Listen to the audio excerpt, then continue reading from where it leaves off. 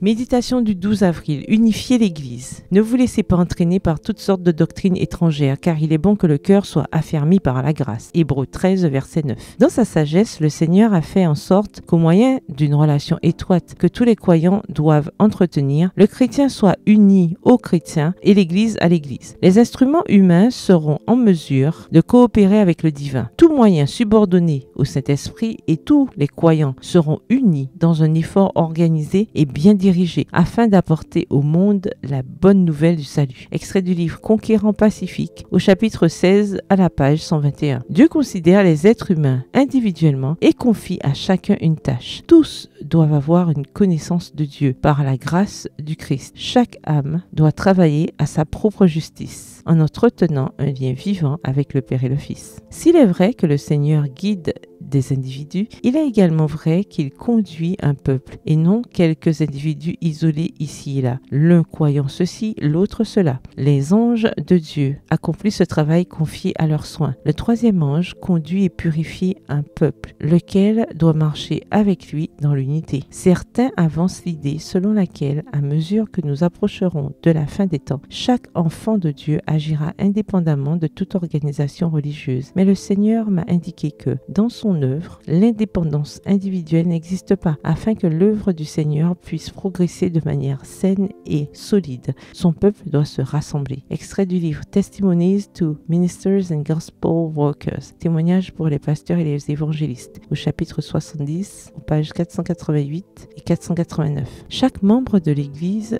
devrait se sentir soumis à l'obligation sacrée de veiller strictement aux intérêts de la cause de Dieu. Jésus a ouvert à chacun une voie par laquelle la sagesse, la grâce et la puissance peuvent être obtenues. Il est notre exemple en toutes choses et rien ne doit détourner notre esprit du but principal de la vie, qui est d'avoir Christ en nous pour adoucir et soumettre notre cœur. Lorsque c'est le cas, chaque membre de l'Église, chaque professeur de la vérité sera semblable au Christ en caractère, en parole et en action. Testimonies for the Church, témoignages pour l'Église au volume 5, au chapitre 28, à la page 278. Bonne soirée, que l'Éternel vous bénisse.